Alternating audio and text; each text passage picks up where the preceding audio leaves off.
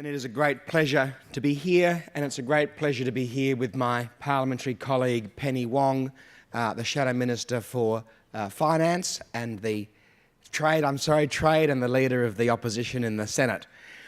And can I say of Penny, this rather takes me back to debates in the Helen Mayo Refectory at Adelaide University in the 1980s when she and I were student politicians together. And I would like to say something positive about Penny, in spite of the fact that she sits on the other side of the fence, because Penny does take her role very seriously.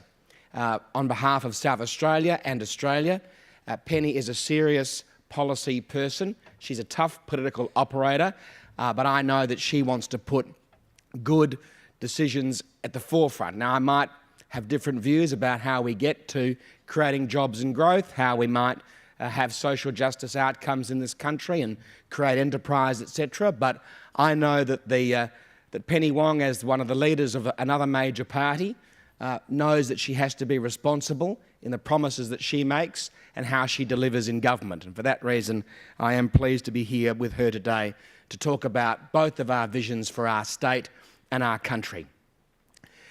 This election presents us with a tremendous opportunity here in South Australia. And of course, we don't want to be too partisan, but it is a debate about the different choices that are available to South Australians today and on July the 2nd.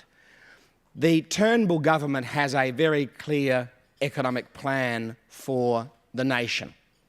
But South Australia really does benefit dramatically from that plan, in a way that perhaps in all my 10 elections running for election in South Australia, I haven't seen before.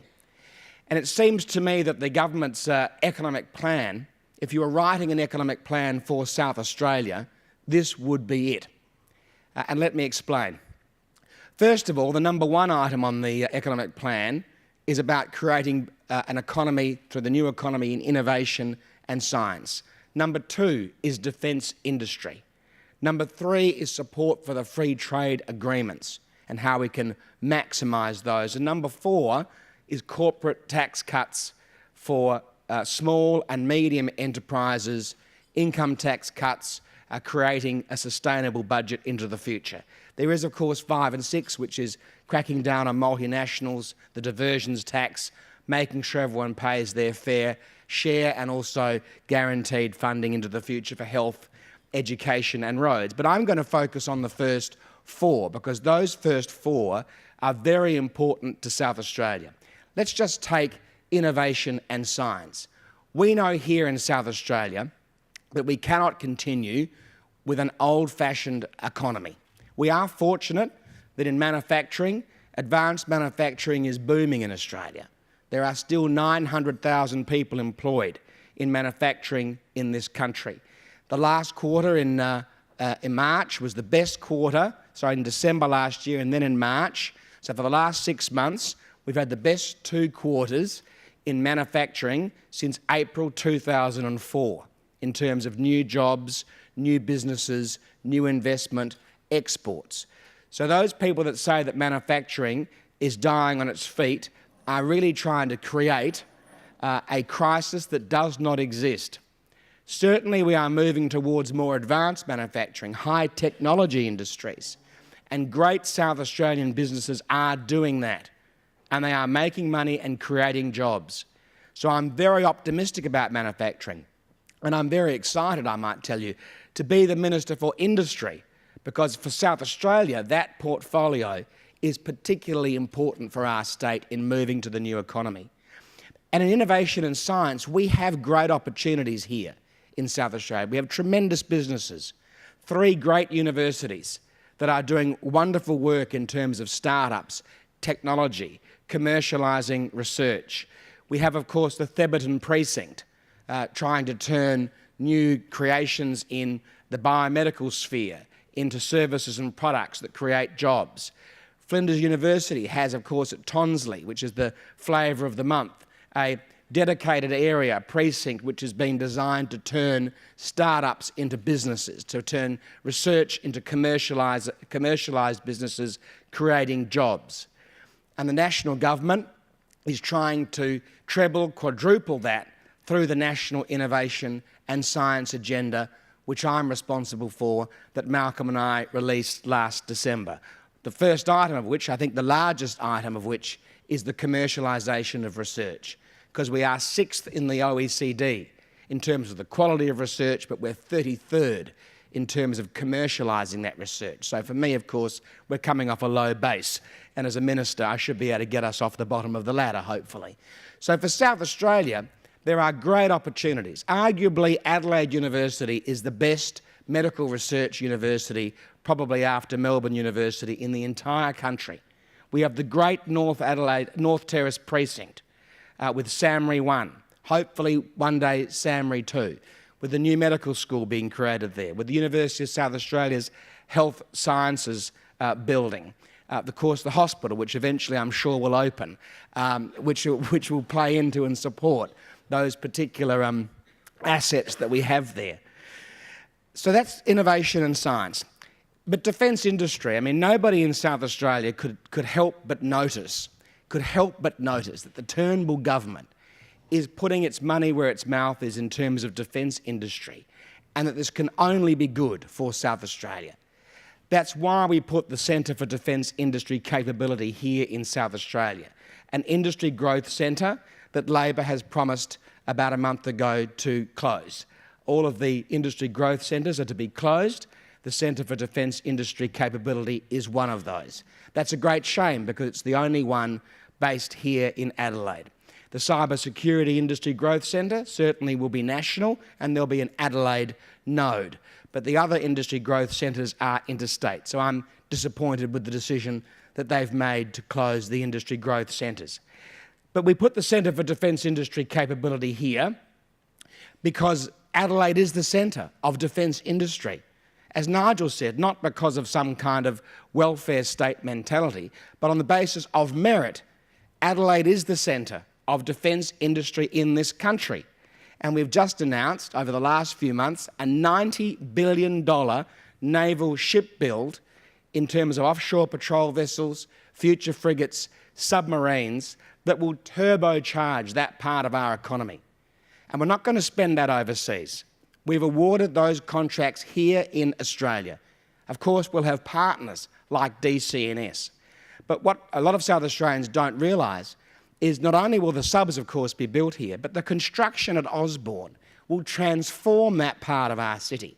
And that, of course, is steel that Arium can provide because they make construction steel. The 3,100 jobs that will be created through the submarine and the naval shipbuilding contracts will have a massive impact throughout the economy as all the ancillary industries and jobs are created. One thing that people don't know, which I think surprises them when they hear it, is the factory at Osborne that DCNS will be beginning to build this year is bigger than Adelaide Oval. Higher, longer, wider than Adelaide Oval. Imagine the steel, the concrete, the infrastructure that will be going in to build a factory of that size. Because the way they build submarines now is effectively a old-fashioned manufacturing process where one sub begins and as soon as it's halfway through, another sub starts behind it, etc., and they pop out the other end. It is a remarkable process. So imagine what that will do to transform our state in terms of spending through infrastructure and construction, which is great news. And of course, the defence industry commitment that the government has made will flow right through to many other businesses like BAE and Lockheed Martin and Saab, Pacific Marine Batteries. You can imagine how they felt when we made the announcement about the submarines. They're the only company in the world that only makes batteries for submarines. There are other businesses that make batteries for submarines, but this is their only part of their job. This is their only job. They're the best at it in the world.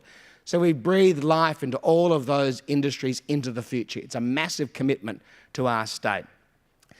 Thirdly, the free trade agreements. There are some politicians that want to unravel the free trade agreements. There are some politicians in this state who want to pretend that the free trade agreements are costing Australians and South Australians jobs. They want to pretend that somehow, if they re-erect tariff barriers and end free trade, this will somehow save jobs. The opposite is true. The opposite is true. Those politicians that want to unravel free trade agreements, whether it's with China, Japan, Korea, the Trans-Pacific Partnership, they are going to damage our economy here in South Australia. We are a trading nation and a trading state.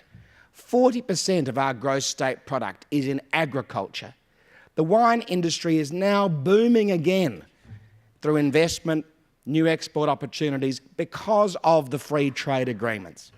Most people that you know in this state that you talk to, I'm sure Nigel McBride would confirm this, we've been worrying about the wine industry for 5 years minimum, 10 years probably maximum, while they've been going through difficult times. You talk to anybody in the wine industry today, they're optimistic about the future of their industry because of the free trade agreements. Unwinding those free trade agreements will cost us jobs in this state. We need to find new markets in agriculture, and that's what we are doing. We're making it easy. Agriculture, mining, advanced manufacturing, services, international students, aged care services. Because of our ageing population here in South Australia, we've become one of the best places in the world for the provision of retirement village living and aged care services. Why wouldn't we want to take that expertise to mainland China, where there's obviously an enormous burgeoning older population looking for how to provide services to older people as cheaply as possible and at high quality as possible because of the scale. So free trade agreements are vitally important. Of course they should be fair trade, but let's not throw slogans around and pretend that you can put tariff barriers back up and somehow this will mean a panacea for our state. The opposite is true. We need to keep moving forward, not turn the clock back. And finally, on corporate tax cuts, we are the small business and medium enterprise state. Of all the states in Australia, we have the largest number as a percentage of our economy of small and medium enterprises. Of course, we have some very large businesses as well, and we're very glad that they're here. But the largest part of our economy is small and medium enterprises. So a tax cut for businesses of up to $10 million turnover a year has a really significant impact here in this state. And I'm sure I'm not telling anybody any news when I tell them that South Australia has the lowest growth rate of any other state in Australia, I think even lower than Tasmania, and therefore we do need to support our business community. We can't have more taxes, more regulation, an anti-development attitude. We need the opposite. And so the Turnbull government's policy in our economic plan of cutting corporate tax rates has a significant impact here in the state that relies most on small and medium enterprises.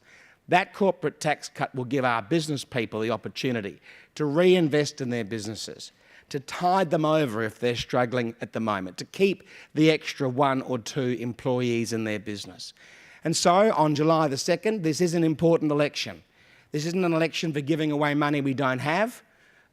Bill Shorten has promised more taxes, $100 billion more taxes. It's the last thing our economy needs. $165 billion of more spending.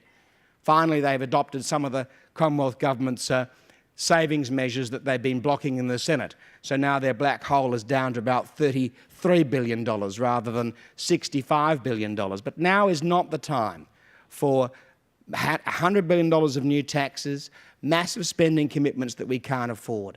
Now is the time for a stable Turnbull government to be re-elected with an economic plan that puts the economy and jobs and growth first and foremost in our economy. So on July the 2nd, I hope that you will vote for the Liberal Party and support the continuation of the economic plan that we are putting in place. Thank you very much.